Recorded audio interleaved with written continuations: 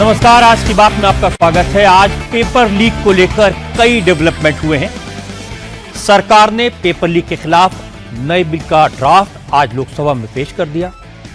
हालांकि विपक्ष के हंगामे की वजह से बिल पर चर्चा शुरू नहीं हो सकी, लेकिन पता यह लगा कि स्पीकर के साथ मीटिंग के बाद सभी पार्टियां चर्चा के लिए तैयार हो गई हैं और कल लोकसभा में पेपर लीक के खिलाफ नए बिल पर बहस होगी। कॉकरोच जनता पार्टी ने कहा है कि अगर प्रदर्शनकारियों के खिलाफ दर्ज हुए मुकदमे वापस न लिए गए तो प्रोटेस्ट फिर से शुरू किया जाएगा। लेकिन केंद्र सरकार ने कहा कि वो अपने वादे पर कायम है। मोदी सरकार ने सभी राज्य सरकारों से उन सारे केसेस की रिपोर्ट मांगी है जो छात्रों के प्रदर्शन के दौरान दर्ज किए गए। डिटेल मिलने के बाद इन केसेस को वापस लेने का प्रोसेस शुरू किया जाएगा। आज सोनम वांगचुक पूरी तरह स्वस्थ होकर वापस लद्दाख लौट गए, लेकिन अब कपिल सिब्बल कॉकरोच जनता पार्टी के साथ खड़े हो गए। सिब्बल ने कहा कि जिन प्रोटेस्टर्स के खिलाफ केसेस दर्ज हुए हैं उन्हें वो पूरी कानूनी मदद देंगे। ऐसे छात्रों की मदद के लिए एक फंड बनाया जाएगा और सिब्बल इस फंड में 1 करोड़ रुपए देंगे। लेकिन अब बड़ा सवाल यह कि बिहार में छात्रों पर AK-47 से फायरिंग किसने की?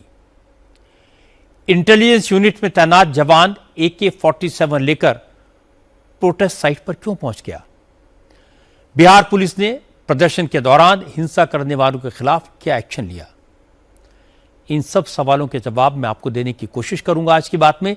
लेकिन सबसे पहले आपको यह बता दूं कि पेपर लीक के खिलाफ जो बिल आज सरकार ने लोकसभा में पेश किया वो पुराने कानून से किस तरह अलग है, किस तरह सख्त है। पेपर लीक के खिलाफ आज सरकार ने जो नया बिल लोकसभा में पेश किया है उसका नाम है public examinations prevention of unfair means amendment bill. नया बिल पार्लियामेंट में पास होने के बाद 2024 में पेपर लीक के खिलाफ बने कानून की जगह ले लेगा। और खास बात है कि यह नया कानून सिर्फ नेशनल टेस्टिंग एजेंसी NTA के एग्जाम पर ही नहीं, बल्कि UPSC, SSC, रेलवे और सरकारी बैंकों के रिक्रूटमेंट एग्जाम्स के अलावा सेंट्रल गवर्नमेंट की दूसरी भर्ती परीक्षाओं पर भी लागू होगा। अगर कोई अकेला शख्स पेपर लीक का दोषी पाया जाता है तो नए कानून के मुताबिक उसे 5 से 10 साल तक कैद की सजा और 50 लाख तक का जुर्माना देना होगा। पहले सिर्फ 3 से 5 साल तक की सजा और 10 लाख के जुर्माने का प्रोविजन था। इसी तरह अगर पेपर लीक में एक से ज्यादा लोग पकड़े जाते हैं, कोई गैंग इसमें इन्वॉल्व पाया जाता है, तो फिर गैंग के लोगों को 7 से 10 साल कैद की सजा होगी और 10 करोड़ तक का जुर्माना लगाया जाएगा। मौजूदा कानून में सिर्फ 5 से 7 साल की सजा और 1 करोड़ के जुर्माने का प्रावधान है। नए कानून में एग्जाम में गड़बड़ी करने वाली सर्विस प्रोवाइडर फर्म्स की सजा भी बढ़ाई गई है। अगर बायोमेट्रिक चेकिंग, क्वेश्चन पेपर के ट्रांसपोर्टर जैसी सेवाएं देने वाली कंपनियां पेपर लीक में शामिल पाई जाती हैं तो अब उनको 5 से 10 साल कैद की सजा होगी और 5 करोड़ रुपए तक का जुर्माना भी लगेगा। पुराने बिल में सर्विस प्रोवाइडर के लिए 3 से 5 साल की सजा और 1 करोड़ के जुर्माने का ही प्रावधान है। एक और खास बात, मौजूदा कानून में पेपर लीक केसेस की जांच के लिए कोई टाइमलाइन नहीं है। जांच पूरी करने की कोई समय सीमा तय नहीं है। लेकिन नए कानून के तहत जांच एजेंसी को 2 महीने में जांच पूरी करनी होगी। फास्ट ट्रैक कोर्ट को 3 महीने में मामले की सुनवाई पूरी करनी होगी। फास्ट ट्रैक कोर्ट के फैसले को 30 दिन के भीतर हाई कोर्ट में चैलेंज किया जा सकेगा और हाई कोर्ट को भी 3 महीने में अपना फैसला सुनाना होगा। यानी अब तारीख पर तारीख वाला सिस्टम खत्म होगा। नए बिल का ड्राफ्ट सभी दलों के सांसदों को पहले ही भेजा जा चुका है। सरकार चर्चा के लिए तैयार है, लेकिन आज सदन की कार्रवाई शुरू होते ही हंगामा शुरू हुआ। स्पीकर ने नारेबाजी कर रहे विपक्ष के MP से बार बार कहा कि वो जितनी लंबी चर्चा करना चाहें कर सकते हैं, सुझाव दे सकते हैं। ये मुद्दा जरूरी है, नौजवानों के लिए है, इससे चर्चा होने दें। लेकिन नारेबाजी नहीं रुकी तो शोर शराबे के बीच ही सरकार को यह बिल पेश करना पड़ा। आप इस पर विरोध करना चाहते हैं? इस विषय पर बोलना चाहते हैं? सुगत राय जी, एन.के. प्रेमचंदन जी, मनीष तिवारी जी, मणिकम टेगोर जी, विजय कुमार के काव्या। माननीय सदस्यगण, जो भी माननीय सदस्य इस विधेयक पर बोलना चाहते हैं, माननीय मंत्री जी, अब विधेयक पूरा स्थापित करें। Speaker sir, I introduce the bill. माननीय सदस्यगण, ये महत्वपूर्ण विधेयक है और इस विधेयक से जो सदन की मंशा है, देश की मंशा है, उस पर व्यापक चर्चा होगी। सभी दल के लोग इस विषय पर बहुत दिनों से मांग कर रहे थे और ये एक सुधार का प्रथम कदम है। सदन की जितनी सहमति होगी उतना समय मैं आपको इस विधेयक पर चर्चा करने के लिए दूंगा। लोकसभा में तो विपक्ष के नेता बिल के विरोध में कुछ नहीं बोले, लेकिन सदन के बाहर आकर लोकसभा में कांग्रेस के डिप्टी लीडर गौरव गोगोई ने कहा कि नया कानून लाने का कोई मतलब नहीं है। जब तक सरकार की नीयत साफ नहीं होगी, जांच एजेंसियां ईमानदारी से जांच नहीं करेंगी, तो कितना भी कड़ा कानून बन जाए, कितनी भी कठोर सजा का प्रोविजन हो जाए, इसका कोई असर नहीं होगा। देखिए, जब तक ये सरकार पूरे जो इस भ्रष्टाचार से लिप्त हुए लोगों को बचाना चाहती है, संरक्षण देना चाहती है, तो इस अमेंडमेंट का कितना फायदा होगा। अभी पिछले ही कुछ दिनों पे कोर्ट ने एक आदमी को बरी किया क्योंकि वो तहकीकात ढंग से नहीं हुआ। तो आप समझ सकते हैं, मुझे नहीं लगता कि प्रधानमंत्री शिक्षा व्यवस्था में सुधार को लेकर वो सीरियस है, गंभीर है। मुझे नहीं लगता, क्योंकि आरएसएस का उद्देश्य ये है कि भारत के पूरे शिक्षा की प्रथा को कब्जा कर लिया जाए, उनके लोग वाइस चांसलर्स बनाए जाएं, प्रिंसिपल्स बनाए जाएं, उनके लोग शिक्षा विभाग में आए। तो इसीलिए अभी भी सरकार की तरफ से ऐसी कोई ठोस कदम नहीं आई है कि वे शिक्षा विभाग में सुधार चाहते हैं। दोपहर 2 बजे जब लोकसभा की कार्रवाई दोबारा शुरू हुई तो विपक्षी सांसद फिर हंगामा करने लगे। तो संसदीय कार्य मंत्री किरेन रिजिजू ने विरोधी दलों के सांसदों से कहा, जब सरकार चर्चा के लिए तैयार है, सब अपनी बात कह सकते हैं, सरकार सबके सुझाव सुनने के लिए तैयार है। अगर विपक्ष को नौजवानों के भविष्य की चिंता है तो फिर चर्चा होने दें। कई सदस्य इस महत्वपूर्ण बिल पे अपना मत रखना चाहते हैं। इंट्रोडक्शन के लिए भी नोटिस आए और बिल पे भी अमेंडमेंट नोटिस आए हैं। तो एक तरफ तो इतना अमेंडमेंट का नोटिस आए हैं, आपने आश्वासन भी दिया कि पर्याप्त समय देंगे, तो फिर यहाँ चर्चा को रोकने के लिए ये नारेबाजी क्यों कर रहे हैं, मुझे ये समझ में नहीं आ रहे हैं। ये तो युवाओं का पूरा इस पर नजर है और इतना important bill, public examination prevention of unfair means जैसे बिल को चर्चा के लिए रोकना, ये बहुत गलत मैसेज भेज रहा है। मैं कांग्रेस पार्टी को फिर से रिक्वेस्ट करता हूँ, अपने साथियों को समझाइए और बिल पे हम चर्चा शुरू करें। स्पीकर साहब ने जो टाइम तय करेगा, हम लोग सब मंजूर है। हालांकि पार्लियामेंट अफेयर्स मिनिस्टर की अपील का विपक्ष पर कोई असर नहीं हुआ। विपक्ष की नारेबाजी जारी रही तो सदन की कार्रवाई स्थगित हो गई। नेशनल कॉन्फ्रेंस के सांसद मियां अल्ताफ अहमद ने कहा कि विपक्षी दल भी पेपर लीक का सख्त कानून बनाने के फेवर में है, लेकिन सरकार पहले उन इश्यूज को एड्रेस करे जो विपक्ष ने उठाए हैं, इसके बाद ही नए बिल पर चर्चा हो पाएगी। बिल पे डिस्कशन होनी चाहिए, कोई ऐसी बात नहीं है। इस बिल के हक में सब हैं, हर एक चाहता है कि ऐसा कानून बने, आगे से फ्यूचर में ऐसी चीज़ ना हो। ये तो इसके तो अगेंस्ट कोई नहीं है। अलबत्ता दूसरे कुछ इश्यूज हैं जिनके लिए अपोजिशन कहती है कि गवर्नमेंट को वो क्लियर करने चाहिए, तो गवर्नमेंट उस सिलसिले में कोई रेस्पॉन्स दे तो तब हाउस आगे चलेगा। जो अपोजिशन ने सुबह से पॉइंट उठाए हैं उनका जवाब भी आना चाहिए। बिल की जहाँ तक बात है, बिल कानून बनना चाहिए, ये तो सबकी है। लेकिन उसके अलावा जो दूसरे इस एजिटेशन में नुक्ते उभर के आए, उस सिलसिले में भी गवर्नमेंट को, अपोजिशन को सुनना चाहिए, जवाब देना चाहिए, सेटिस्फाई करना चाहिए। इस मामले में समाजवादी पार्टी ने हैरान करने वाली बात कही। राम गोपाल यादव ने कहा, अगर कानून बनाने से अपराध रुकते तो हत्या और डकैती जैसे क्राइम खत्म हो जाते। प्रॉब्लम सिस्टम में है, सरकार को सिस्टम बदलने की पहल करनी होगी। बिल से पेपर लीक रुक जाएगा? कठोर दंड की व्यवस्था 302 में है, हत्या के आजीवन कारावास या फांसी, कभी रुकी? कानून से नहीं रुक सकता है। पेपर लीक होता है या तो पेपर बनाने वाला, या जहां पेपर छपता है, या कुछ बहुत महत्वपूर्ण कोचिंग सेंटर्स जिनकी पहुंच बहुत है, वो सेटिंग उनकी होती है, वहां से लीक होता है। सारा घपला डिजिटली से जब से हुआ तब से होना शुरू हो गया, डिजिटल नहीं था तब से नहीं होता था। आपको लगता है इसका कोई फायदा नहीं हो पाएगा? कोई फायदा नहीं हो सकता, बहुत आसान है लीक करना, हैक करना।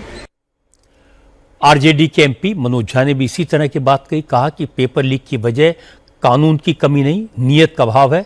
सरकार नए कानून का ढिंढोरा पीटकर मामले से ध्यान भटकाने की कोशिश कर रही है, ये ठीक नहीं है। जाहिर तौर पर बिल आने दीजिए, तमाम व्यवस्थाएं और दुरुस्त हों, लेकिन क्या व्यवस्थाएं नहीं थी? क्या कानून नहीं थे? कानून ना होने की वजह से पेपर लीक नहीं हो रहा था, कानून के बावजूद पेपर लीक हो रहा था, क्योंकि रसूखदार लोग इन्वॉल्व। पहले तो रसूखदार लोगों के प्रति अपना नजरिया बदलिए। अयोध्या में चंदा डकैती हुई, कानून नहीं है क्या? लेकिन जिनके ऊपर जिम्मेवारी थी, अगर वही डकैती में शामिल हो जाए तो क्या होगा? इन सब चीजों के प्रति अगर ईमानदारी है तो स्वागत है, लेकिन अगर उद्देश्य हेडलाइन मैनेजमेंट है कि खबरें थोड़ी बदलें, तो ये बेईमानी है। अब नियत से नीति तय होगी। अब ये कमाल की बात है, जो लोग ये कह रहे थे कि नए कानून की क्या जरूरत, वो 2 दिन पहले तक ये कह रहे थे कि पेपर लीक के खिलाफ कानून कमजोर है। वो कह रहे थे जो लोग पेपर लीक में पकड़े जाते हैं उन्हें आसानी से बेल मिल जाती है, लंबे वक्त तक कोर्ट में केस चलते हैं, ना फैसला आता है, ना अपराधियों को सजा मिलती है। और ये बात ठीक भी है। अब सरकार ने कानून में बदलाव करने की पहल की है। पेपर लीक के आरोपियों को आसानी से बेल नहीं मिल पाएगी, 6 महीने के अंदर फाइनल फैसला हो जाएगा, सजा की अवधि और जुर्माने की राशि बढ़ा दी गई है। अगर विपक्ष को लगता है कि नए कानून में कुछ और कड़े प्रावधान होने चाहिए तो उन्हें सुझाव देने चाहिए, चर्चा करनी चाहिए, लेकिन विपक्ष तैयार नहीं है, क्योंकि मकसद समाधान नहीं है, मकसद संवाद नहीं है, मंशा है सरकार को घेरना। हालांकि स्पीकर ने शाम को विरोधी दलों के नेताओं से बात की है और उम्मीद है कि कल नए बिल पर चर्चा शुरू होगी। लेकिन सरकार भी प्रेशर में है। कानून बनाने के साथ साथ एग्जाम सिस्टम को लीक प्रूफ बनाने पर काम शुरू हो गया है। प्रधानमंत्री नरेंद्र मोदी ने एग्जाम सिस्टम में सुधार के लिए इंफोसिस के को फाउंडर नंदन नीलकेनी की अगुवाई में एक हाई पावर्ड कमेटी बनाई है। इस कमेटी में आईआईटी चेन्नई की डायरेक्टर वी कामकोटी, इसरो के फॉर्मर चेयरमैन एस सोमनाथ, लॉजिस्टिकल्स के एक्सपर्ट अमृतलाल मीणा, पूर्व शिक्षा सचिव अनीता करवाल के अलावा इंटेलिजेंस ब्यूरो के फॉर्मर डायरेक्टर तपन डेका को भी शामिल किया गया है। इस हाई पावर कमेटी का काम एक ऐसा सिस्टम बनाने के लिए सुझाव देना है जो फुल प्रूफ हो और टाइम बाउंड तरीके से एग्जाम कराकर तय समय पर उनके रिजल्ट जारी किए जा सके। यह हाई पावर्ड कमेटी संस्थानों के एंट्रेंस एग्जाम के साथ साथ सरकारी रिक्रूटमेंट सिस्टम में सुधार के उपाय भी सरकार को सुझाएगी, ताकि पूरे के पूरे सिस्टम को ट्रांसपेरेंट और अकाउंटेबल बनाया जा सके। टास्क फोर्स के मेंबर और आईआईटी चेन्नई के डायरेक्टर वी कामकोटी ने कहा कि इस वक्त सबसे बड़ा इशू ट्रस्ट का है। नीट का पेपर उन्हीं लोगों ने लीक कर दिया जिन्होंने पेपर सेट किया था। वी कामकोटी ने कहा कि अब टास्क फोर्स ये देखेगी कि तकनीक की मदद से ट्रस्ट डेफिसिट को किस तरह से दूर किया जा सकता है? The overall thing is to, as articulated by the Honorable Prime Minister in his message, is to conduct a transparent, robust, leak-proof, technology-driven examination. In any examination, there are two sets of people who have to be trustworthy. One, the question paper setter. That's the biggest set. The other one is the answer invigilators in the center. If the invigilator starts helping the student, but that will be contained, but still it is a compromise. The biggest challenge, in my opinion, is how do we build this trust factor in question paper setters? We have to come out with what the Honorable Prime Minister has given as a mandate on to get a completely transparent, robust, leak-proof, technology-driven. IT Chennai के director we Kamakoti कह रहे थे कि paper leak दो जगह से होता है, एक तो पेपर सेटिंग करने वालों के लेवल पर, दूसरा एग्जाम सेंटर पर। एग्जाम सेंटर की समस्या तो कड़ी निगरानी के जरिए दूर कर ली गई है। अब टास्क फोर्स की कोशिश होगी कि पेपर सेटिंग के लेवल को फूल प्रूफ कैसे बनाया जाए। एग्जाम्स के लिए हाई पावर टास्क फोर्स बनाने का बीजेपी के सहयोगी दलों ने खुलकर स्वागत किया है। जेडीयू के सांसद संजय झा ने कहा कि जिस तरह प्रधानमंत्री ने एक के बाद एक करेक्टिव स्टेप उठाए हैं, सरकार सभी कमी को दूर करने के उपाय ईमानदारी से कर रही है, इसमें विपक्ष को भी सहयोग करना चाहिए। प्रधानमंत्री जी डे वन से जब से ये इशू आया है उसका इनिशिएटिव ले करके और उसके लिए टास्क फोर्स बनाया। प्रधानमंत्री नीलकनी के साथ साथ जो इसमें मद्रास के आईआईटी के डायरेक्टर हो, चाहे इसरो के चेयरमैन हो, चाहे अमृतलाल मीना जी हो जो बिहार के चीफ सेक्रेटरी रहे, इन सबको बना करके, और मुझे लगता है कि प्रधानमंत्री जी का जो आया है कि सबसे बड़ा चीज है कि ह्यूमन इंटरवेंशन नहीं हो, लोगों टेक्नोलॉजी का मैक्सिमम यूज हो। नंदन नीलकनी जी जाने जाते हैं इस चीज के लिए, आधार से लेकर के G20 जो अभी हुआ, और उनके आने से मैक्सिमम टेक्नोलॉजी को यूज करके या कंप्यूटराइज बेस्ड एग्जाम करके ऑल टुगेदर आने वाले टाइम में फुल प्रूफ एग्जाम होगा। लेकिन कांग्रेस को कोई बात पसंद नहीं आती। कांग्रेस ने हाई लेवल टास्क फोर्स के गठन को भी सरकार का हेडलाइन मैनेजमेंट बता दिया। रेणुका चौधरी ने कहा कि सरकार सिर्फ लोगों का ध्यान भटकाना चाहती है, सिस्टम सुधारने का उसका कोई इरादा नहीं है। क्या हाई पावर्ड, क्या हाई पावर्ड, किस चीज का हाई पावर्ड, मैं ये पूछ रही हूँ। ये क्या था फिर, ये क्या था, ये unpowered, non powered, low powered, क्या था ये क्या है कि ये 84 से 2018 से राहुल गांधी आवाज उठा रहा है पेपर लीक के बारे में। आंकड़े पढ़ लीजिए। कॉन्ट्रैक्चुअल पोस्ट, बंदा बैठा नहीं था कुर्सी पे, तो अभी क्या जो ये क्या है, मोदी का गारंटी, बस हो गई बात, समझ में आई। इनकी गारंटी का कोई वारंटी नहीं है आज के दिन। ये सही है कि छात्रों के आंदोलन ने सरकार को जगाया, प्रेशर बनाया। एग्जामिनेशन सिस्टम को फूल प्रूफ बनाने के लिए नया कानून भी आया। टास्क फोर्स भी ऐसे एक्सपर्ट्स की बनाई गई जिनकी सूझबूझ पर भरोसा किया जा सकता है। लेकिन विरोधी दलों के साथ सारा झगड़ा वन अपमैनशिप का है। विपक्ष के नेताओं को लगता है कि उन्होंने इतना शोर मचाया, इतना बड़ा आंदोलन खड़ा हुआ और सरकार इसमें से निकल गई। अब वापस झमेला कैसे खड़ा किया जाए? अगर बिल पर बहस होगी, अगर टास्क फोर्स अपना काम करेगी, तो कहीं सरकार को क्रेडिट ना मिल जाए। इसलिए कोई ना कोई बहाना ढूंढकर सरकार को घेरने की कोशिश होती रहेगी, टकराव होगा। लेकिन इस चक्कर में अच्छी बात यह कि एक फुल प्रूफ एग्जामिनेशन सिस्टम बन जाएगा और पेपर लीक करने वाले माफिया के दिलो दिमाग में कानून का डर पैदा होगा। इस समय स्टूडेंट्स और पेरेंट्स को यह भरोसा दिलाना जरूरी है कि हमारे देश में एक सिस्टम से काम होता है और सरकार उनकी प्रॉब्लम्स के प्रति संवेदनशील है। सरकार ने छात्रों की मांगें मान ली, धर्मेंद्र प्रधान का इस्तीफा हो गया, आंदोलन करने वाले छात्र घर चले गए, पेपर लीक और कॉम्पिटिटिव एग्जाम्स में सुधार के लिए सरकार ने टास्क फोर्स बना दी।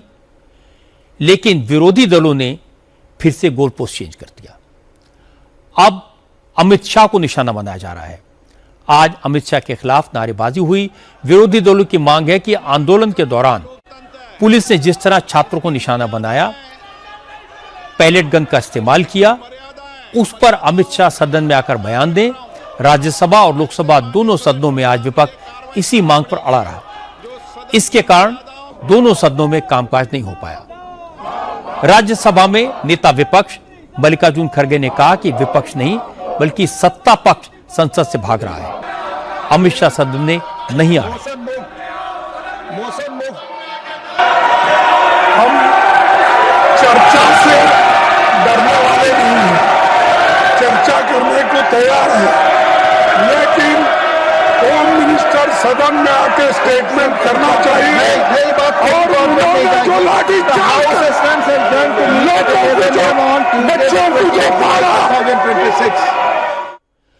सदन में विपक्ष के हंगामे पर किरेन रिजिजू ने कड़ा ऐतराज जताया। रिजिजू ने कहा कि विपक्ष ने पिछले हफ्ते ये कहते हुए संसद नहीं चलने दी थी कि पहले धर्मेंद्र प्रधान का इस्तीफा हो तब चर्चा होगी। धर्मेंद्र प्रधान ने रिजाइन कर दिया तो विपक्ष ने होम मिनिस्टर को टारगेट करना शुरू कर दिया। रिजिजू ने कहा कि देश की जनता और नौजवान विपक्ष के इस दोहरे रवैये को देख रहे हैं। वहां भी आपका कांग्रेस वाला उत्पात मचा रहे हैं, ठीक नहीं है। और मैं फिर से अनुरोध करता हूं, आप इस तरह से व्यवहार करेंगे तो आपको भुगतना पड़ेगा। अभी युवा लोग को हमने आश्वासन दिया कि हम चर्चा करेंगे, प्रधानमंत्री जी ने ऐतिहासिक कदम उठाया और आप यहाँ चर्चा नहीं करने दिया जा रहा है, ये ठीक बात नहीं है, मैं इसका खंडन करता हूँ। लेकिन तृणमूल कांग्रेस के एमपी महुआ मोइत्रा ने कहा छात्रों को दिल्ली पुलिस और सीआरपीएफ की रैपिड एक्शन फोर्स ने पीटा। ये दोनों ही होम मिनिस्ट्री के अंडर आते हैं, इसलिए अमित शाह को संसद में आकर बयान देना ही होगा। हम साफ बता रहे कि धर्मेंद्र प्रधान का इस्तीफा केवल पहला पदक्षेप था।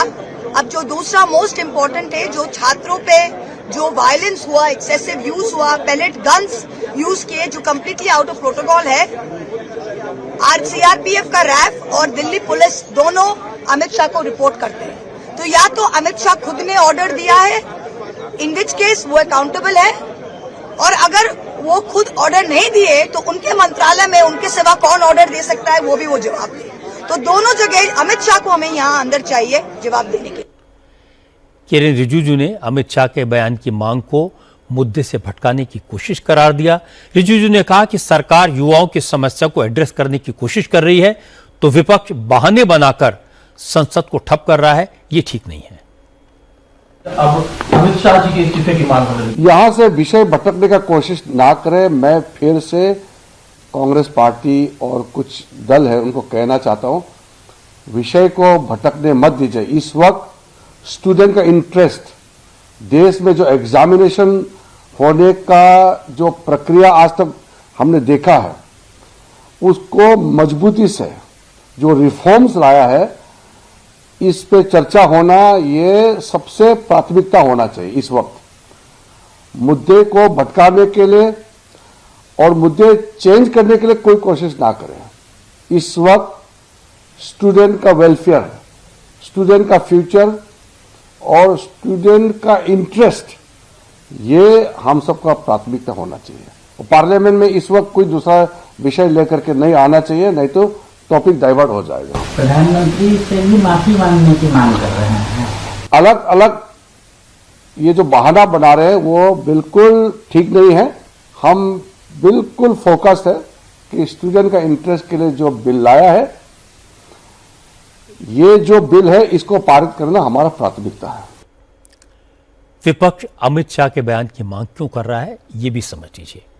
असल में 20 जुलाई को छात्रों के आंदोलन के दौरान फायरिंग हुई थी। 2 प्रदर्शनकारी पैलेट गन के फायर से घायल हुए थे। अब विपक्ष के नेता पूछ रहे हैं कि नौजवानों पर पैलेट गन के इस्तेमाल का आदेश किसने दिया। क्योंकि दिल्ली पुलिस होम मिनिस्ट्री के अंडर आती है, इसलिए अमित शाह के बयान की मांग की जा रही है। बड़ी बात है कि दिल्ली पुलिस ने यह माना है कि प्रोटेस्टर्स को रोकने के लिए रैपिड एक्शन फोर्स के एक जवान ने पैलेट गन से कुल 7 राउंड फायर किए थे। रैपिड एक्शन फोर्स सीआरपीएफ का हिस्सा है। सीआरपीएफ इस मामले की जांच कर रहा है। जांच में उस जवान की पहचान हो गई है जिसने स्टूडेंट प्रोटेस्ट के दौरान पैलेट गन से फायरिंग की थी। हालांकि इस जवान की पहचान अभी उजागर नहीं की गई है। शुरुआती जांच में यह पता चला कि उस जवान ने कनॉट प्लेस इलाके में पैलेट गन से 7 राउंड फायर किए थे। इनमें से कुछ राउंड 2 प्रोटेस्टर्स को लगे। अब जांच टीम यह भी पता लगा रही है कि किन परिस्थितियों में पैलेट गन का इस्तेमाल किया गया। जांच रिपोर्ट अगले सप्ताह में आएगी। उसके बाद पैलेट गन से फायर करने वाले जवान के खिलाफ आगे की कार्रवाई की जाएगी। इस बात से कोई फर्क नहीं पड़ता कि पुलिस के हजारों जवानों में से सिर्फ एक ने पैलेट गन से फायर किया। इस बात से भी कोई फर्क नहीं पड़ता कि सिर्फ 2 लोगों को पैलेट गन से छर्रे लगे। अगर एक भी प्रोटेस्टर्स को, जो शांतिपूर्ण तरीके से अपनी बात कहने की कोशिश कर रहा था, चोट लगी तो ये चिंता की बात है। किसी की जान जा सकती थी, किसी की आंख फूट सकती थी। इसलिए पुलिस जिम्मेदारी तय करे, फायरिंग करने वाले को सस्पेंड करे, जांच हो, एक्शन हो। इससे एक अच्छा मैसेज जाएगा। लेकिन प्रदर्शनकारियों के खिलाफ होने वाली कानूनी कार्रवाई के खिलाफ कॉकरोच जनता पार्टी ने एक बार फिर से आंदोलन शुरू करने की चेतावनी दी है। सीजेपी के छात्र नेताओं ने कहा कि सरकार ने वादा किया था कि किसी भी प्रोटेस्टर पर एक्शन नहीं होगा। जो एफआईआर हुई है वो वापस ले ली जाएंगी, लेकिन सरकार अपने वादे से मुकर रही है। उन्होंने कहा कि बिहार, बंगाल, असम और दिल्ली में प्रोटेस्टर्स के खिलाफ एक्शन हो रहा है। आशुतोष रांका ने कहा कि अगर प्रदर्शनकारियों के खिलाफ केस वापस नहीं हुए तो कॉकरोच जनता पार्टी की लीडरशिप धरना फिर से शुरू करने को मजबूर हो जाएगी। इस बात पर सहमति बनी थी कि जितनी भी एफआईआर्स प्रोटेस्टर्स और ऑर्गेनाइजर्स के खिलाफ फाइल की गई है, हमारे जंतर मंतर पर चल रहे प्रदर्शन को लेकर, 20 जुलाई के प्रदर्शन को लेकर और देश भर में चल रहे प्रदर्शनों को लेकर, वो सभी एफआईआर्स विड्रॉ की जाएंगी। और इस बात पे भी अलाइनमेंट हुआ था कि कोई भी नई एफआईआर फ्यूचर में किसी भी प्रोटेस्टर या ऑर्गेनाइजर के खिलाफ फाइल नहीं की जाएगी। हम उम्मीद करते हैं कि अगर एक सीनियर कैबिनेट मिनिस्टर सरकार की तरफ से एक एग्रीमेंट कर रहे हैं तो उसे ऑनर किया जाएगा। जितनी भी एफआईआर्स फाइल की गई हैं उन्हें विड्रॉ किया जाएगा।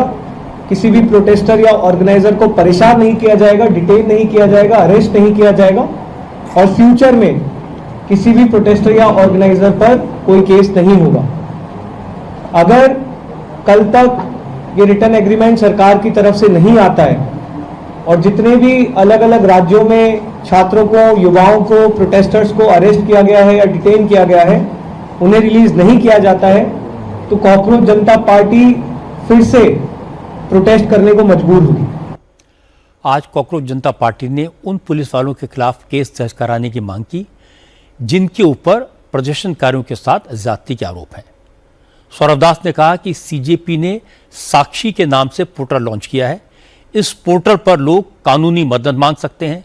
जिन लोगों के पास पुलिस की ज्यादती के सबूत हैं वो इस पोर्टल पर सबूत दे सकते हैं। ऐसे जो पुलिस वाले हैं और ऐसे जो आरएएफ वाले हैं जिन्होंने सीधा सीधा इस इंटेंशन से वहां पे उस दिन आए थे कि हम बच्चों का सर फोड़ेंगे, हाथ तोड़ेंगे, पैर तोड़ेंगे, छोटी बच्चियों का मोलेस्टेशन करेंगे, लड़कियों का मोलेस्टेशन करेंगे, ऐसे सारे पुलिस वालों के खिलाफ हम लोग कंप्लेंट फाइल करेंगे, हम लोग एफआईआर दर्ज करवाएंगे। अगर लगे तो हम लोग कोर्ट भी जाएंगे एंड जब टाइम आएगा उनका जवाबदेही भी फिक्स करेंगे। साक्षी नाम का प्लेटफॉर्म हम लोगों ने लॉन्च किया है। इस पे लोग जा सकते हैं जिनके पास भी पिक्चर्स है और वीडियोस है उनके साथ हो रहे ब्रुटैलिटी का उस दिन के रिलेटेड या उसके बाद भी। अगर ऐसे वीडियोस और पिक्चर्स है जो एविडेंस के रूप में काम कर सकते हैं, वो यहाँ जाए और यहाँ जाके अपलोड करे, अपना स्टोरी लिखे। हमारा जो टीम है वो टीम उसको छाटेगा एंड आपसे इन फ्यूचर टच में रहेगा। हम लोग इनवाइट करेंगे लॉयर्स को, जो पब्लिक स्पिरिटेड लॉयर्स हैं, जो इस चीज़ों पे काम कर सकते हैं, युवाओं के साथ खड़े रह सकते हैं, ऐसे लॉयर्स को हम लोग रिक्वेस्ट करेंगे कि वो इस वेबसाइट के माध्यम से हम लोग के साथ जुड़े। पिछले हफ्ते जब आज की बात में हरीश साल्वे मुझसे बात कर रहे थे तो उन्होंने कहा था कि 45 साल के करियर में उन्होंने एक भी ऐसा केस नहीं देखा जहां किसी आंदोलन करने वालों को सजा हुई हो। और हरीश साल्वे की बात काफ़ी हद तक ठीक भी है। छात्र जीवन में मैंने कई आंदोलनों में हिस्सा लिया, केस भी बने, पर अल्टीमेटली सब विड्रॉ हो गए। इसलिए इस बार भी ना तो कोई एफआईआर बचेगी, ना कोई केस चलेगा। ये नॉर्मल है। प्रोसेस पूरा होने में टाइम लग सकता है, लेकिन आंदोलन करने वाले हमेशा आराम से निकल जाते हैं, पुलिस उन्हें छोड़ ही देती है। आज सोशल एक्टिविस्ट सोनम वांगचुक ने भी कहा कि हर समस्या का समाधान बातचीत से होना चाहिए। लोगों को शांतिपूर्ण प्रदर्शन करने का हक है। सरकार को प्रोटेस्टर्स के खिलाफ एक्शन से बचना चाहिए। सोनम वांगचुक को आज हॉस्पिटल से डिस्चार्ज कर दिया गया। हॉस्पिटल से वो सीधे राजघाट गए, बापू को श्रद्धांजलि दी और इसके बाद एयरपोर्ट गए, लद्दाख के लिए रवाना हो गए। सोनम वांगचुक ने कहा कि सरकार ने जिस तरह छात्रों की मांगों को सुना, जिस तरह शिक्षा मंत्री का इस्तीफा लिया गया, उससे साफ है महात्मा गांधी का दिखाया हुआ अहिंसा का रास्ता आज भी असरदार है। उन्हें उम्मीद है कि सरकार शिक्षा व्यवस्था में सुधार का वादा पूरा करेगी। बापू को याद करने, महात्मा गांधी को याद करने, उन्हें कृतज्ञता व्यक्त करने, धन्यवाद देने राजघाट आना चाहता था। ये जो उनका तजुर्बा था, एक एक्सपेरिमेंट था, उसे फिर सफल होते देखा मैंने। इससे पहले 5-6 सालों में लद्दाख के स्तर पर हम इस प्रयोग का, गांधी जी के इस प्रयोग का उपयोग करते, उस पर अभ्यास करते आए हैं और उसे बहुत उपयुक्त, बहुत प्रासंगिक देखा, मगर मुझे देश के स्तर पर नहीं पता था। और इस बार मुझे ये तसल्ली हुई कि ये आज भी देश के स्तर पर 100 साल बाद भी और शायद 100 साल या 1000 साल बाद भी प्रासंगिक रहेगा। इसीलिए मैं भारत की जनता और विश्व की जनता से यही कहूँगा कि वो बापू के दिखाए हुए शांति के रास्ते पे ही अपनी व्यथा, अपनी फरियाद सुनाएं और उसका हल जरूर होता है। सोनम वांगचुक की प्रतिष्ठा है। उन्होंने लद्दाख में बच्चों की शिक्षा के लिए बड़े बड़े काम किए हैं। सोनम वांगचुक के अनशन की वजह से कॉकरोच जनता पार्टी के आंदोलन की क्रेडिबिलिटी बढ़ी। उन्होंने 26 दिन तक फास्ट किया। जब तक सोनम वांगचुक जंतर मंतर पर रहे तब तक आंदोलन शांतिपूर्ण था। हिंसा सोनम वांगचुक के जंतर मंतर से हटने के बाद शुरू हुई। मुझे लगता है कि सरकार ने एग्जाम सिस्टम में सुधार के लिए जो हाई पावर्ड कमेटी बनाई है उसमें सोनम वांगचुक को भी रखा जाता तो बेहतर होता। अब बिहार की बात करते हैं। सीवान में प्रोटेस्ट करने वालों पर AK-47 से फायरिंग के मुद्दे पर आज जमकर राजनीति हुई। आज प्रशासन ने मान लिया कि एक पुलिसकर्मी ने छात्रों के प्रदर्शन के दौरान फायरिंग की थी। वीडियो में जो पुलिस वाला AK-47 से फायरिंग करता दिखाई दे रहा है, इसका नाम है अभिषेक पटेल। उसे सस्पेंड कर दिया गया है। अभिषेक पटेल के खिलाफ डिपार्टमेंटल इंक्वायरी शुरू की गई है। पता लगा कि अभिषेक पटेल सीवान पुलिस की डिस्ट्रिक्ट इंटेलिजेंस यूनिट में शामिल है। उसकी तैनाती तो इंटेलिजेंस में है। तो सवाल है कि इंटेलिजेंस यूनिट में तैनात जवान प्रोटेस्ट साइट पर क्या कर रहा था? उसे AK-47 जैसी सोफिस्टिकेटेड राइफल क्यों दी गई और उसने किसके आदेश पर फायरिंग की? जांच में इन सारे सवालों के जवाब मिलेंगे। लेकिन सीवान के SP पूर्ण झा ने इस मामले पर सफाई दी। पूर्ण झा ने कहा कि सीवान के JP चौक पर छात्रों का प्रोटेस्ट हो रहा था। JP चौक पर ही अभिषेक पटेल ने 4 राउंड फायरिंग की, लेकिन इस फायरिंग से कोई प्रदर्शनकारी घायल नहीं हुआ। SP साहब से पूछा गया, 3 छात्रों को गोलियां तो लगी हैं, तीनों इस वक्त हॉस्पिटल में हैं। इस पर पूर्ण झा ने कहा कि जिन तीनों को गोलियां लगी हैं उनमें आकाश और आरिफ को हाफिज चौक पर गोली लगी, जो JP चौक से 1.5 किलोमीटर दूर है, जबकि तीसरा प्रदर्शनकारी बुलेट गौड़ ट्रैफिक थाने के पास घायल अवस्था में मिला था। ये जगह भी जेपी चौक से करीब 2 किलोमीटर दूर है। एसपी पूर्ण झा ने बताया कि बीजेपी चौक पर अभिषेक पटेल की ड्यूटी नहीं थी। जिस जगह प्रोटेस्ट हो रहा था उसके पास एक मर्डर की इंफॉर्मेशन मिली थी।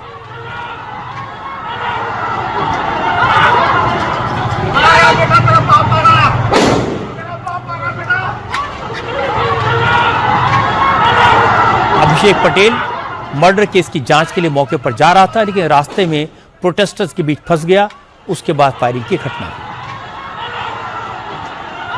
AK-47 से कोई जख्मी नहीं हुआ है। क्यों DIU का जवान जेपी चौक पर गया, इसकी जांच के दौरान पता चला कि उसी दिन सुबह एक हत्या की घटना घटित हुई है। इसकी जांच एवं कार्यवाही के लिए वह टीम वहां से गुजर रही थी। कमिश्नर सर एवं DIG सर का संयुक्त जांच प्रतिवेदन प्रक्रियाधीन है।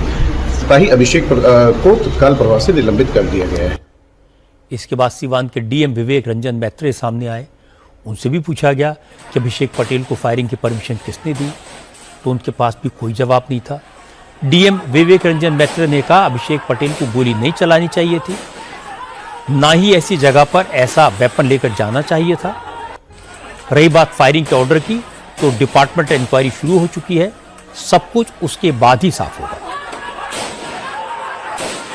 जी उनको आदेश नहीं था, उनको हवाई फायरिंग भी नहीं करनी चाहिए थी और उन्हें इस तरह का शस्त्र वो पब्लिक में ले ही नहीं जाना चाहिए। वो फंस गए थे, जैसे पूर्व में एसपी साहब ने बताया, कहीं और जा रहे थे और इस कमोशन में फंस गए थे। दूसरी तरफ सीवान में प्रोटेस्ट के दौरान हुई हिंसा को लेकर पुलिस ने 3 अलग अलग FIR दर्ज की हैं। 25 लोगों को अरेस्ट करके जेल भेज दिया गया है। 200 से ज्यादा लोगों को आरोपी बनाया गया है। जिन लोगों के खिलाफ केस दर्ज किए गए हैं उनमें पूर्व विधायक अमरजीत कुशवाहा, AISA जिलाध्यक्ष विकास यादव, VIP पार्टी के जिला अध्यक्ष निवास यादव का नाम भी शामिल है। FIR में पुलिस ने लिखा कि प्रदर्शन शांतिपूर्ण चल रहा था, कोई दिक्कत नहीं थी। प्रदर्शन खत्म होने के बाद लोग घरों को लौट गए थे। उसके बाद करीब 1000 की संख्या में लोग आए। ज्यादातर लोगों ने चेहरे पर नकाब बांधे हुए थे। इन लोगों ने पहले पुलिस पर ईंट पत्थर बरसाए, पुलिस से इनसे शांत रहने की अपील की। इसके बाद टीयर गैस का यूज किया, लेकिन प्रदर्शनकारी नहीं माने। भीड़ में मौजूद कुछ प्रदर्शनकारियों ने फायरिंग शुरू कर दी। पुलिस कर्मियों को निशाना बनाकर गोली चलाई गई। इसके बाद मजबूरी में पुलिस को हवाई फायरिंग करनी पड़ी। लेकिन वीडियो में साफ दिख रहा है कि अभिषेक पटेल AK-47 से सीधा प्रदर्शनकारियों को निशाना बनाकर गोली चला रहा है। इस पर पुलिस खामोश है।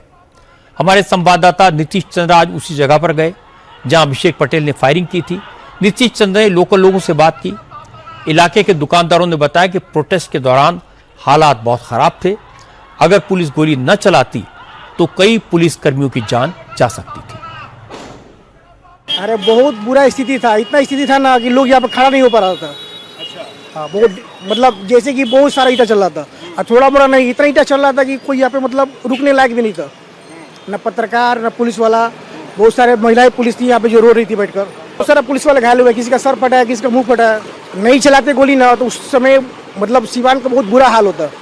गोली चलाना जरूरी था। जो 11 बजे के बाद, 11:30 बजे के बाद जो यहाँ पे कांड स्टार्ट हुआ जेपी चौक से, मतलब गमछा बांध के, मुंह बांध के, जैसे कोई ना पहचान पाए। यहाँ के लोकल हमको लग नहीं रहा कि कोई था, ठीक।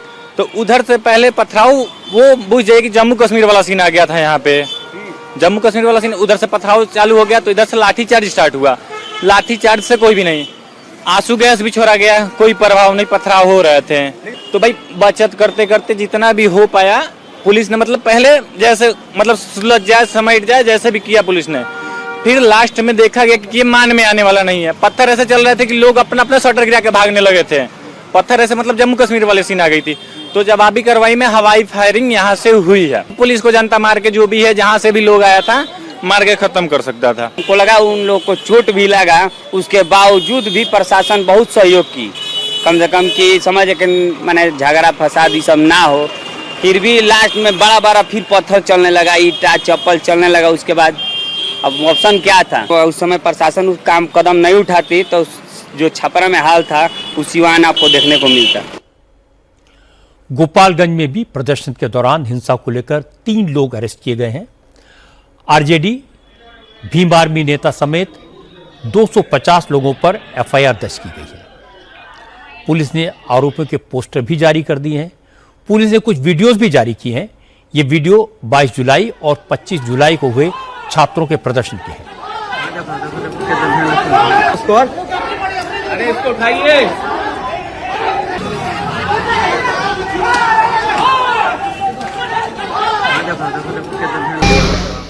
इनमें प्रदर्शनकारी पुलिस पर हमला करते हुए दिखाई दे रहे हैं। आज बिहार पुलिस ने बताया कि प्रदर्शन के दौरान अलग अलग शहरों में हिंसा हुई, 91 पुलिसकर्मी घायल हुए।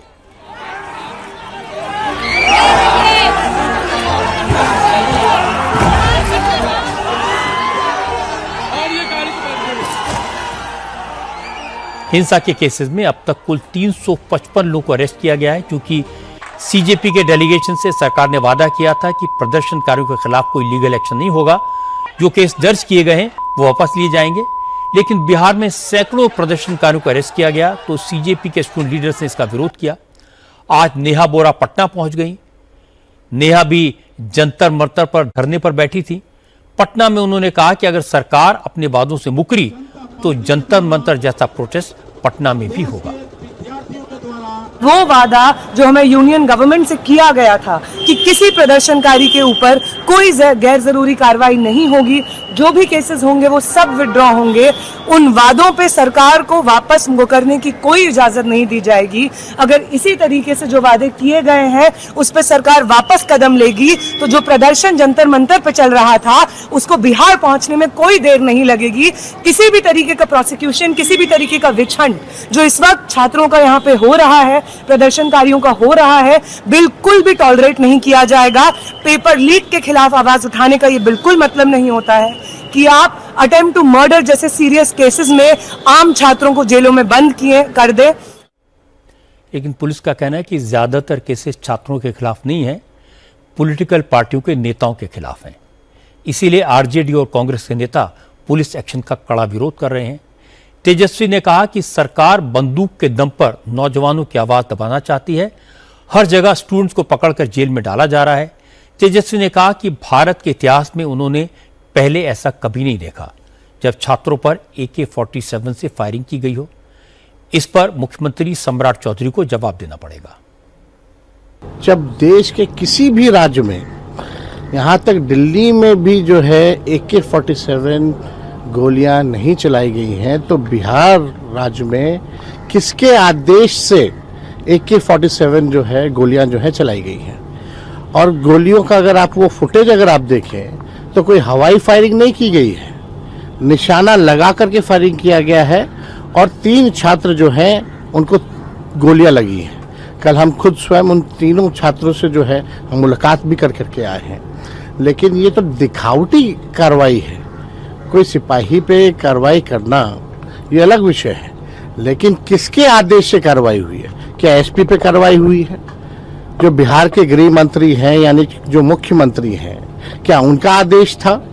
ये तो मुख्यमंत्री जो सम्राट चौधरी जो है खुद ही आपराधिक छवि के हैं, जो पुलिस को भी जो है गुंडा बनाने का काम कर रहे हैं। तो इनको आकर के स्पष्ट करना चाहिए, बयान देना चाहिए कि किसके आदेश से ये हुआ। और हम तो इसकी न्यायिक जांच की मांग करते हैं। और अविलंब जो समझौता जब हो गया तो बिहार में या कई अनेक राज्यों में जो है गिरफ्तारियां अभी भी हैं। परिजनों को भी नहीं पता कि उनके बच्चे कहाँ हैं। अभी निर्दोष लोगों को भी उठा करके जो है जेल में डाला जा रहा है। इस मामले में आज राहुल गांधी भी बोले। राहुल ने कहा कि छात्रों के लिए पूरा सिस्टम जानलेवा हो चुका है। दिल्ली में पुलिस पैलेट गन चलाती है और बिहार में AK-47। सरकार स्टूडेंट्स को डराने के लिए किसी भी हद तक जा सकती है। और उसके बाद प्रियंका गांधी ने कहा कि सरकार छात्रों के साथ आतंकवादियों जैसा सलूक कर रही है, इसे बर्दाश्त नहीं किया जाएगा। हद हो गई है। ये इन्होंने अभी भी FIR दर्ज की है स्टूडेंट्स के खिलाफ, शायद कल रात को या आज सुबह, बिहार में, बंगाल में। तो ये अपनी आदतों से बाज तो आए नहीं है। और मैंने सुना है, वेरीफाइड नहीं है, लेकिन मैंने सुना है कि जो लड़कियां गई थी प्रोटेस्ट में, कई लड़कियों के पेरेंट्स को फोन आ रहे हैं, उनको धमकाया जा रहा है कि तुमने अपनी लड़कियों को भेजा। क्या मतलब है? क्या हमारे देश में लड़की प्रोटेस्ट नहीं कर सकती? क्या मतलब है? Pellet guns, AK-47 are these terrorists? What is wrong with these people? RJD सांसद मनोज झा ने कहा कि फायरिंग की तस्वीरें देखकर वो बुरी तरह हिल गए हैं। उन्होंने कल्पना भी नहीं की थी कि पुलिस प्रदर्शनकारियों पर ऐसे गोली चलाएगी। मनोज झा ने कहा अभी भी वक्त है, सरकार अपना रवैया बदल ले, वरना जनता सरकार बदल देगी। ये बर्बरता हमारे लोकतंत्र को शर्मसार करती है। हमने वो विजुअल्स देखे जहां AK-47 से शॉट दागे जा रहे हैं। मैंने सदन के अंदर भी शोरगुल के बावजूद कहा कि ये हमारी छवि पूरी दुनिया में क्या हो रही है साहब। एक डेमोक्रेटिक तरीके से लोग प्रोटेस्ट कर रहे हैं, आपको नागवार गुजर रहा, पुलिस स्टेट बनाकर रख दिया। हर इस तरह की सत्ता का एक अंत होता है, अंत बेहतर हो इसकी कोशिश करें। मैं आपके माध्यम से कहना चाहता हूँ, हम सब शुक्रगुजार हैं माननीय सर्वोच्च न्यायालय का, माननीय सर्वोच्च न्यायालय के मुख्य न्यायाधीश और अन्य न्यायाधीश। उन्होंने इस अंधी गुफा में कम से कम रोशनी का एक सुराग दिखाया। लेकिन केंद्रीय मंत्री जीतन राम मांझी ने बिहार सरकार का बचाव किया। मांझी ने कहा कि सीवान में पुलिस दोनों तरफ से घिर चुकी थी, पुलिस को घेरकर पीटा गया, पुलिस पर फायरिंग की गई, इसलिए पुलिस को अपने बचाव में एक्शन लेना पड़ा। क्या घटना घटी है ये तो जांच का विषय है। रही बात विरोधी दल के लोग जो बात करते हैं, उन सभी बातों पर विश्वास नहीं करना चाहिए। और हम ये कहना चाहते हैं कि ये जो इनका मूवमेंट था, ये वायलेंस की ओर जा रहा था, हिंसा की ओर जा रहा, शांतिपूर्ण जो आंदोलन होना चाहिए उससे बितर हो रहे थे। अब DIG को चोट लगे, उसकी आंख फट जाए, फिर यहाँ PM के हाउस पर आज तक कभी प्रदर्शन नहीं हुआ था, उसी DM के घर पर पत्थरबाजी हो, कहीं नहीं ऐसा हुआ था। तो जब इस प्रकार की बातें आएगी, कानून अपना हाथ में लोग लेगा, तो जो कानून का रखवाला है उसको कुछ न कुछ तो कार्रवाई करनी पड़ेगी। हमारे सम्राट चौधरी जी कर रहे हैं, विकास का काम कर रहे हैं, विद्यार्थियों के लिए कर रहे हैं। हर प्रखंड में डिग्री कॉलेज आज तक शायद किसी देश से उनके राज्य में नहीं हुआ होगा, आज वहाँ हो रहा है। तो विद्यार्थी के लिए ही तो हम लोग कर रहे हैं। अब विद्यार्थी बहकावा में आकर के कुछ गलत काम करते हैं तो स्वाभाविक है थोड़ा सा कड़ा एक्शन तो लेना पड़ेगा। ये बात मानी जा सकती है कि सीवान में जिस पुलिसकर्मी ने AK-47 से फायरिंग की, प्रोटेस्ट रोकने वाली पुलिस की ड्यूटी पर नहीं था, लेकिन सवाल है उसके पास AK-47 कहां से आई। ये तो ईश्वर की कृपा समझिए कि इस सिरफिरे जवान की गोली किसी को नहीं लगी, उस पर एक्शन हो गया है। लेकिन अगर इस केस को छोड़ भी दें तो भी बिहार की पुलिस ने गोली तो चलाई। अब यह जांच का विषय है कि क्या पुलिस वाकई में घिर गई थी, क्या वाकई में पुलिस पर गोली चलाई गई थी। लेकिन प्राइमा फेसाई ये लगता है कि बिहार में प्रोटेस्ट रोकते समय पुलिस ने ज्यादती तो की है, बल प्रयोग तो किया है। अब यूपी की बात करते हैं। आज रामपुर से अच्छी खबर आई। रामपुर की मोहम्मद अली जौहर यूनिवर्सिटी पर बुलडोजर अब नहीं चलेगा। रामपुर के डिस्ट्रिक्ट मजिस्ट्रेट के आदेश पर आज मुरादाबाद के कमिश्नर ने रोक लगा दी। अब रामपुर डेवलपमेंट अथॉरिटी इस मामले में फाइनल फैसला होने तक यूनिवर्सिटी के खिलाफ कोई कार्रवाई नहीं करेगी। असल में RDA ने मोहम्मद अली जौहर यूनिवर्सिटी की 40 में से 38 बिल्डिंग्स को इलीगल डिक्लेयर कर दिया था। रामपुर के DM ने आदेश दिया था कि यूनिवर्सिटी खुद 15 दिन के भीतर इन 38 बिल्डिंग्स को गिरा दे, वरना 15 दिन के बाद प्रशासन इन इमारतों पर बुलडोजर चला देगा। इसके बाद से यूनिवर्सिटी में प्रोटेस्ट चल रहा था, छात्र धरने पर बैठे हैं। इन लोगों का कहना है कि DM के फैसले से हजारों छात्रों के भविष्य पर खतरा मंडराने लगा है, इसलिए रामपुर के DM लिख कर दें कि यूनिवर्सिटी की कोई बिल्डिंग गिराई नहीं जाएगी, उसके बाद ही वो धरना खत्म करेंगे। आश्वासन भी दिया कि आपकी यूनिवर्सिटी को कुछ नहीं होगा, लेकिन सर हम ये कहा कि यूनिवर्सिटी को कुछ नहीं होगा, लेकिन सर हम मौखिक कैसे मान लें? हमें लिखित रूप में चाहिए। अगर आप हमें कोई आश्वासन दे रहे हैं तो उसे लिखित रूप में दीजिए। आप लिख दीजिए कि आपकी यूनिवर्सिटी को कुछ नहीं होने वाला, कहीं नहीं जाने वाली, आप अपनी पढ़ाई शुरू कर दीजिए। हम साहब आज हमें आदेश मिल जाए, हम कल से अपनी क्लासरूम में मिलेंगे। हम यहाँ पर पिछले 10 दिन से बैठे हुए हैं और हमारी सिर्फ यही मांग है कि RDA ने जो ऑर्डर पास किया है वो अपने ऑर्डर को वापस ले लिया जाए। डिमोलिशन सिर्फ 38 बिल्डिंग्स का नहीं है या करंट जनरेशन उन स्टूडेंट का नहीं है जो यहाँ पर तालीम हासिल कर रहे हैं। वो आने वाली नस्लें जो पूछेगी कि कल यहाँ पर यूनिवर्सिटी बनी थी जिसका हमारे पेरेंट्स जिक्र करते, वो आज है कहाँ। ये जब आदेश आया तो ऐसा लगा कि हमारे सर से छत जा रही है या किसी ने हमारे पैरों के नीचे से जमीन खींच ली। ये तो बिल्कुल सरासर गलत था। 15 दिन का जब हमें टाइम दिया गया था तो उसके बाद में आपने यहाँ पे दूसरे कॉलेजों का सेंटर क्यों भेज दिया।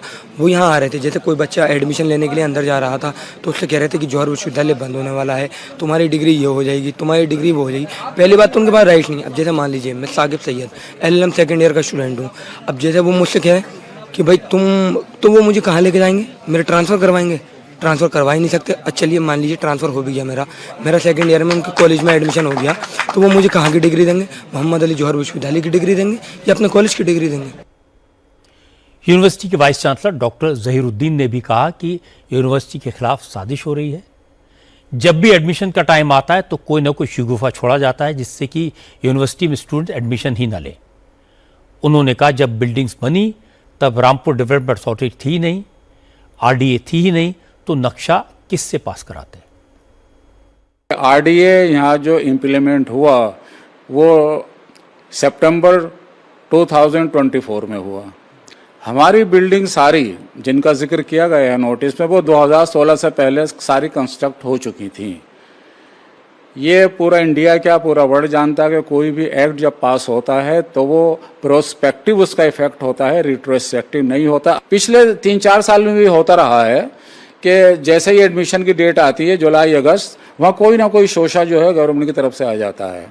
ये बहुत बड़ा इंसिडेंट हो गया जिसको उन्होंने लिखा है कि 38 बिल्डिंग्स गिरा देंगे। 15 तारीख की रात को ही DM साहब की तरफ से बाहर गेट पर, जो कि हमारा गेट है, हमारी प्रीमिसेस है, वहाँ पर एक कैंप लगाया गया जहाँ पर डिस्ट्रिक्ट मुरादाबाद के टीचर्स को बुलाया गया, मुरादाबाद से टीचर को बुलाया गया, रामपुर के जो राजा डिग्री कॉलेज है वहाँ के टीचर्स को बुलाया गया, और वो बैठ कर के शामियाने के नीचे हमारे खिलाफ कंपेनिंग कर रहे थे। बच्चों को बुला के कह रहे थे कि जौहर यूनिवर्सिटी तो बंद होने वाली है, ये तो गिरने वाली है, आप गुरु जंगेश्वर यूनिवर्सिटी जो मुरादाबाद में बनने जा रही है, पता नहीं 2-3 कमरे अभी उसके बने हैं, कि वहाँ दाखिला ले लीजिए आप। मोहम्मद अली जौहर यूनिवर्सिटी आजम खान ने बनवाई थी।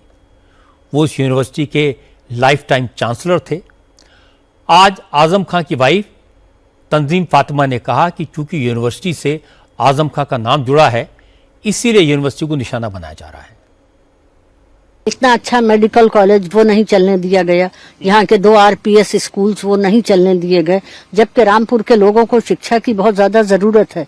रामपुर, अगर आप पुराने सर्वे देखेंगे तो रामपुर एजुकेशन की फील्ड में सबसे ज़्यादा पिछड़े हुए ज़िलों में आता है। तो ऐसी जगह पर अगर कोई आदमी जो कि 10 बार MLA रह चुका हो, MP भी रह चुका हो, राज्यसभा में भी रह चुका हो, लोकसभा में भी, अगर वो इस देश के लोगों को एजुकेट करना चाहता है तो उसे क्यों ख़त्म किया जा रहा है? देखिए, नाम क्यों बदल लेना चाहिए? इस नाम में क्या बुराई है? मौलाना मोहम्मद अली जौहर बहुत बड़े स्वतंत्रता सेनानी थे और एक ऐसे स्वतंत्रता सेनानी थे जिन्होंने राउंड टेबल कॉन्फ्रेंस में ये कहा था कि मैं गुलाम हिंदुस्तान में दफन होना भी पसंद नहीं करूँगा। कई साल पहले जब आजम खान मुझसे मिलने आए थे तो उन्होंने मुझे जौहर यूनिवर्सिटी के बारे में बहुत डिटेल में बताया था। उन्होंने कहा था कि कैंपस बहुत शानदार है, लाइब्रेरी में किताबें नायाब हैं और गरीब बच्चों को यहाँ सस्ती शिक्षा मिलती है। आजम खान ने कहा था कि एक बार आप रामपुर आकर देखिए, आपकी तबीयत खुश हो जाएगी। लेकिन मैं वहाँ जा पाता उससे पहले आजम खान जेल चले गए। अब मुझे लगता है अगर वाकई में जौहर यूनिवर्सिटी सुंदर है, गरीब बच्चों के लिए है, तो उसे तोड़ने के बजाय संवारने की ज़रूरत है। आज ये जानकर अच्छा लगा कि अब बुलडोज़र विड्रॉ कर लिया गया है। अगर कुछ बिल्डिंग्स इलीगल हैं तो भी ऐसा रास्ता निकालना चाहिए कि सांप भी मर जाए और लाठी भी न टूटे। अब मैं आपको योगी आदित्यनाथ की बात सुनवाता हूं। योगी ने सोशल मीडिया के खतरों को लेकर युवाओं को अलर्ट किया है। योगी ने कहा कि बदलते वक्त के साथ चलना जरूरी है, टेक्नोलॉजी का इस्तेमाल भी जरूरी है, लेकिन आंखें बंद करके सोशल मीडिया पर किए गए दावों पर यकीन करना बेवकूफ़ी है। योगी ने कहा कि आजकल सोशल मीडिया अफवाह फैलाने का सबसे बड़ा हथियार बन चुका है। सोशल मीडिया के जरिए नौजवानों को भड़काया जाता है, इसलिए सोशल मीडिया पर किए गए दावों पर यकीन करने से पहले उनकी सच्चाई जानना जरूरी है। सोशल मीडिया फेक अकाउंट बना करके भी कोई व्यक्ति कैसे समाज में विद्वेष पैदा कर सकता है, इसके अनेक उदाहरण आपने देखे होंगे। सही तथ्य की जानकारी न होने के नाते और सेल्फ अनुशासन न होने के नाते अक्सर अव्यवस्था और अराजकता का शिकार पूरा सिस्टम होता है, और पूरा सिस्टम जब अव्यवस्था और अराजकता का शिकार होता है तो सबको इसका खामियाजा भुगतना पड़ता है, वर्तमान को भी और भविष्य को भी। वर्तमान और भविष्य दोनों को अगर हमें सही दिशा में लेके चलना है तो हमें स्वयं के जीवन में अपने छात्रों को अनुशासन के बारे में और आत्म अनुशासन के महत्व के बारे में भी बताना पड़ेगा। सोशल मीडिया प्लेटफॉर्म आज की आवश्यकता है, आर्टिफिशियल इंटेलिजेंस आज की आवश्यकता है। हम बदलती हुई दुनिया में इससे पीछे नहीं रह सकते, इससे मुंह नहीं मोड़ सकते, लेकिन इसको अपने लिए कल्याणकारी कैसे बना सकें, अपनी सोसाइटी के लिए, अपने देश के लिए कैसे हम इसको उपयोगी बना सकें। और मुझे लगता है कि आपके पास तो पर्याप्त समय है, अच्छे कंटेंट डालिए, अच्छे उद्धरण के माध्यम से लोगों को प्रभावित करिए, छात्रों को मोटिवेट करिए, उन्हें इस प्लेटफॉर्म के बारे में तथ्यों से अवगत कराइए कि सच क्या है, झूठ क्या है, सत्य के नजदीक लाने का प्रयास करिए। जो अनाम हैं, गुमनाम लोग हैं, गुमनाम प्लेटफॉर्म हैं, फेक अकाउंट हैं, उनके बारे में बताएं उनको कि भाई ये गुमराह करने वाले तथ्यों से हमें दूरी बनानी होगी। न्यूनतम समय हम उस पे अपना खर्च करें। आज मैं देखता हूं किसी भी कार्य के लिए हर व्यक्ति जाता है, कहता साहब गूगल देख रहा हूं। वह जरूरी थोड़ा है कि वहां पे जो सारे मटेरियल उसमें सही हो, और जो तथ्य वहां दिए गए हैं ये जरूरी नहीं कि ऑथेंटिक हो।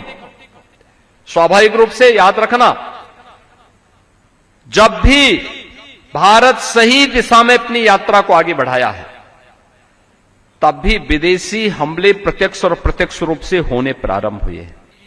जिन लोगों को भारत की प्रगति अच्छी नहीं लग रही है, जिनको ये सब अच्छा नहीं लगता है, वे किसी न किसी रूप में समाज में विद्वेष की स्थिति पैदा करना चाहते हैं। इन सभी तकनीक की जानकारी उनके पास है। भारत के विरोधी ताकतों के द्वारा दिया गया पैसा भी है, और वे इसका दुरुपयोग करके एक अव्यवस्था का वातावरण पैदा करने का प्रयास करेंगे, उन्हें दिग्भ्रमित करने का प्रयास करेंगे। और याद रखना, दिग्भ्रमित समाज हमेशा नकारात्मकताओं से भर करके अंततः अपने ही पैरों पर कुल्हाड़ी मारने के लिए उतावला दिखाई देता है। इस प्रकार की स्थिति न पैदा हो, हम इसके प्रति जरूर सतर्क रहें।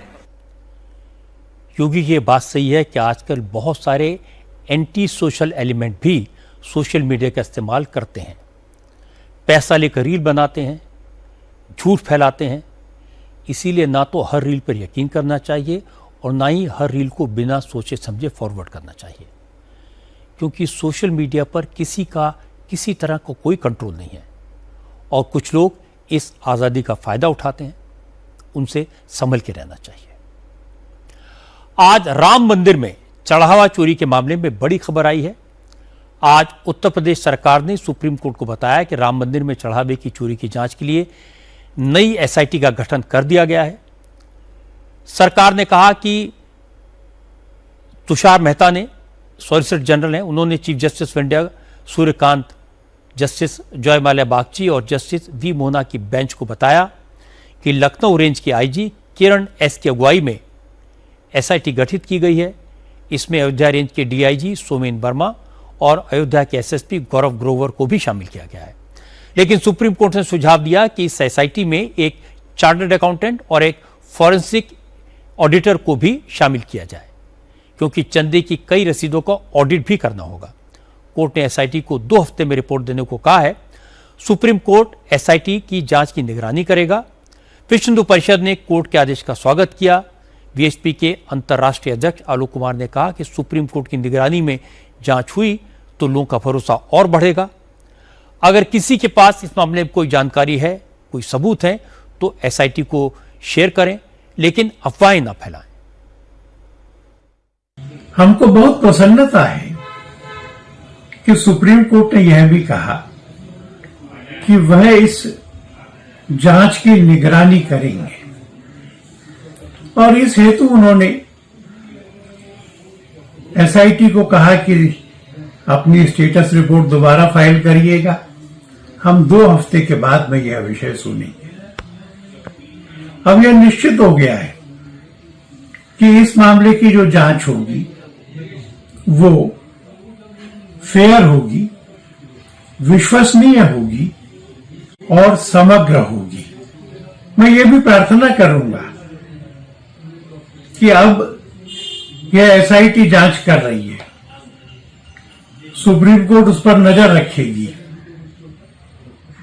तो फिर इस एसआईटी के बाहर के जितने भी ट्रायल्स होते हैं जो भ्रम और अफवाह फैलाने के लिए भी दिए जाते हैं, उसको बंद किया जाए। किसी के पास कुछ जानकारी हो तो वह एसआईटी को दे।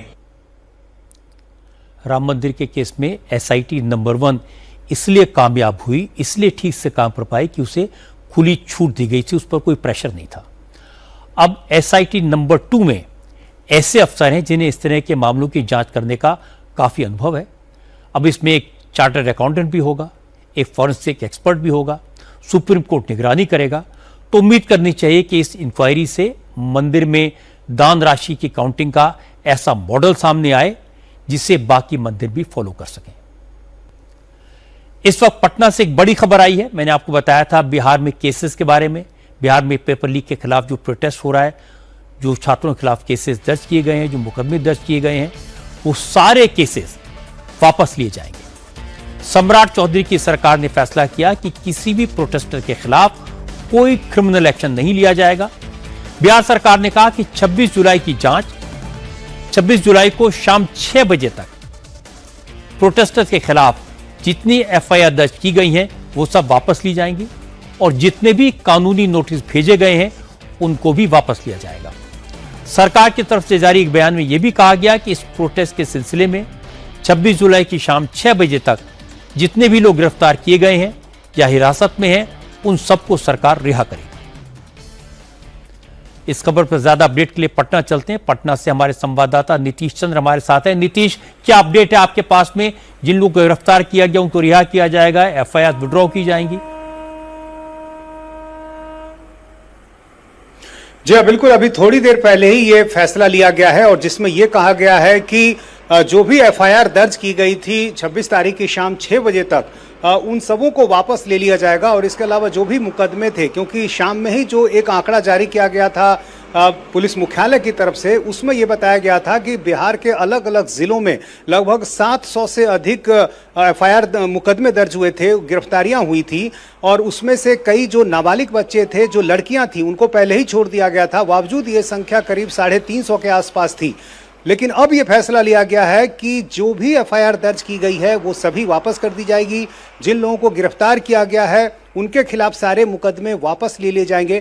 तेजस्वी यादव ने भी 24 घंटे का अल्टीमेटम दिया था और यह कहा था कि यदि ये सारे मुकदमे वापस नहीं होते हैं तो फिर वो सड़क पर उतरेंगे। इसके अलावा जो आइसा की अध्यक्ष हैं नेहा बोरा, वो आज पटना पहुंची और उन्होंने भी कहा कि यदि ये मामले वापस तुरंत नहीं होते हैं तो एक बड़ा आंदोलन बिहार में होगा।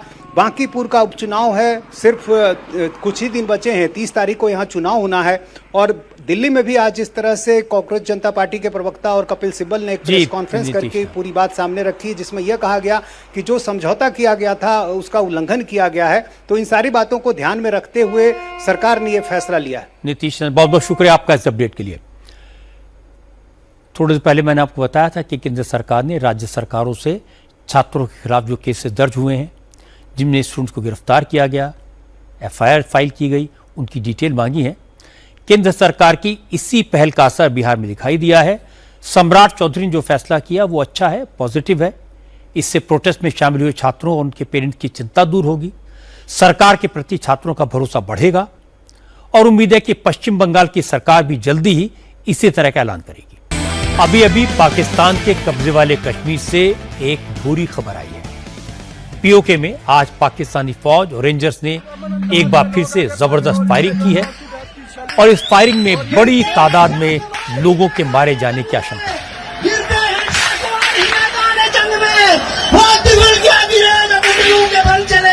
हम शहादत के लिए आए हैं, हम या तो गाजी बनकर जाएंगे या शहीद। असल में आज पीओके के 3 जिलों में इलेक्शन होने थे। अवाम ने चुनावों का बॉयकॉट किया था। इससे नाराज पाकिस्तानी फौज ने पीओके में लोगों के प्रोटेस्ट मार्च पर गोलियां चला दी।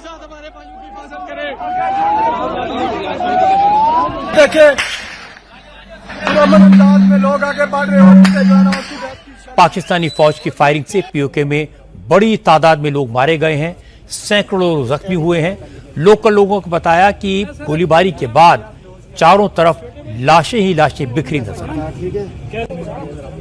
दोस्तों, हालात बहुत ज्यादा खराब हो चुके हैं। रावलाकोट में लाशें ही लाशें हैं, जख्मी ही जख्मी हैं।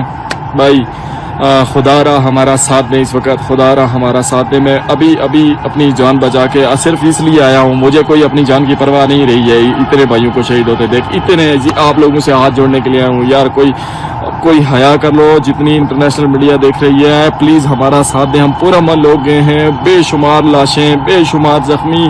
भाई उठा के हमारे कंधे थक गए हैं। एक भाई ने आके अपना ऐसे रुमाल भाई निचोड़ा तो उसके अंदर से जो चीज निकली ना, वो कश्मीरियों का लहू था। भाई साहब, कश्मीरियों का लहू था। ये हालात हैं यहाँ पे।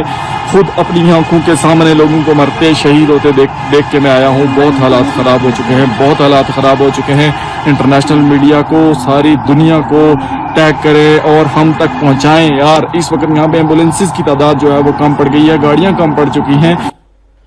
असल में आज पाकिस्तान के कब्जे वाले कश्मीर के मीरपुर डिवीजन के 3 जिलों मीरपुर, भीमबर और कोटली की 13 सीटों पर वोट डाले जाने थे, लेकिन सारे पोलिंग बूथ खाली पड़े रहे। किसी भी पोलिंग बूथ पर वोट डालने कोई नहीं पहुंचा। पाकिस्तान के तमाम नेता लोगों से पोलिंग बूथ पर पहुंचने की अपील करते रहे, बार बार कहते रहे, लेकिन कोई असर नहीं हुआ। आज मीरपुर में इलेक्शंस होने जा रहे हैं। पाकिस्तान पीपल्स पार्टी का एक्सपीरियंस ये है कि कभी किसी इलेक्शन को बॉयकॉट करना कामयाब नहीं रहा है। अगर आपको अपना हकूक चाहिए, अगर आपको हक हकमियत, हक मलकियत, हक रोजगार चाहिए, अगर आप एक सच और मुफाहमत कमीशन चाहते हो तो आए, बाहर निकलें, तीर पर मोड़ लगाएं, पाकिस्तान पीपल्स पार्टी को कामयाब करें ताकि कश्मीर का फैसला हमेशा कश्मीर ही करे। आज सुबह से ही पीओके के तमाम पोलिंग बूथ खाली पड़े थे। यहां तक कि कई बूथ पर तो पोलिंग एजेंट ही नहीं पहुंचे थे, क्योंकि उनको पता था कोई वोट डालने नहीं आएगा। यहाँ पे कोई एक सिंगल बंदा भी इस टाइम मौजूद नहीं है। मीडिया आ चुका है, सब मीडिया आगे बाहर लगा हुआ है, लेकिन लोग नहीं मिल रहे कि हम फुटेज बना सके या दिखा सके कि इंतखाबात के अमल जारी हो चुका है। अभी तक कोई वोटर यहाँ पहुँच नहीं सका, ना ही अमला आ सका कि ये इंतखाबी अमल शुरू हो चुका हो।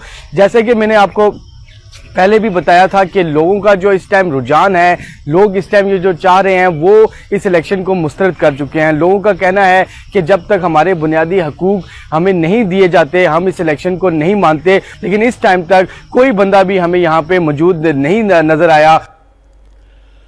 पाकिस्तान ने कश्मीर के जिस हिस्से पर कब्जा किया हुआ है, आज वहां जुल्म की इंतहा हो गई। लाशों के ढेर दिखाई दिए, चारों तरफ खून ही खून था। अब पीओके के नागरिक पाकिस्तान के साथ नहीं रहना चाहते। पाकिस्तानी हुकूमत अपनी नापाक हरकतों को ढकने के लिए जमहूरियत का नाटक कर रही है, लेकिन एक भी आदमी वोट देने नहीं आया। पाकिस्तान की फौज जो कर रही है वो जले पर नमक छिड़कने जैसा है। हमारे रक्षा मंत्री राजनाथ सिंह ने थोड़े दिन पहले ठीक ही कहा था कि पाकिस्तान से अब जब भी बात होगी तो सिर्फ पीओके पर होगी। भारी बारिश और बाढ़ के कारण महाराष्ट्र, गुजरात, हिमाचल से लेकर असम तक कई राज्यों में हालत बहुत खराब है। असम में बाढ़ की वजह से 68 लोगों की मौत हो चुकी है। 900 से ज्यादा गांव बाढ़ की चपेट में हैं। असम के ज्यादातर इलाके बाढ़ में डूबे हैं। करीब 60 लाख लोग इससे प्रभावित हुए हैं। 3 लाख से ज्यादा लोगों को शेल्टर होम्स में रखा गया है। केंद्र सरकार ने असम के हालात का जायजा लेने के लिए सेंट्रल टीम को भेजा है। ये टीम आज शिवसागर जिले में पहुंची। शिवसागर बाढ़ से सबसे ज्यादा प्रभावित इलाकों में है। चराईदेव, डिब्रूगढ़, धुबरी, गोलाघाट, जोरहाट और नगांव जिलों में भी बाढ़ ने तबाही मचाई है। रोड, ब्रिज और इंफ्रास्ट्रक्चर को काफी नुकसान पहुंचा है। फसलें पूरी तरह बर्बाद हो गई हैं।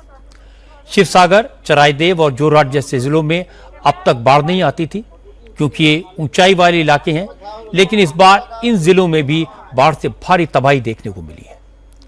मौसम विभाग के मुताबिक असम के वेस्ट कार्बी आंगलोंग में एवरेज से 752% ज्यादा बारिश हुई है। डिब्रूगढ़ में औसत से 103% ज्यादा और कोकराझार में औसत से 158% ज्यादा बारिश हुई है। इसीलिए असम में हालत इतनी खराब हुई। एनडीआरएफ और एसडीआरएफ के साथ सेना को भी रेस्क्यू के काम में लगाया गया है। आर्मी के हेलीकॉप्टर्स के जरिए लोगों को सुरक्षित जगहों पर पहुंचाया जा रहा है। आखिर में एक नजर कल की बड़ी खबरों पर। पेपर लीक के खिलाफ नए बिल पर कल लोकसभा में चर्चा होगी। सीजेपी के प्रोटेस्ट में पुलिस पर हिंसा के आरोपों को लेकर दायर पिटीशन पर कल सुप्रीम कोर्ट सुनवाई करेगा। बांकीपुर, दतिया और मंजरपुर सीटों पर बाईपोल के लिए कल कैंपेन खत्म हो जाएगा। बांकीपुर में कल तेजस्वी यादव रोड शो करेंगे। दिल्ली जिमखाना क्लब खाली कराने के सरकारी आदेश के खिलाफ पिटीशन पर दिल्ली हाईकोर्ट में कल सुनवाई होगी। आज की बात में इतना ही। मेरे आपसे अगली मुलाकात होगी कल रात 8:30 बजे।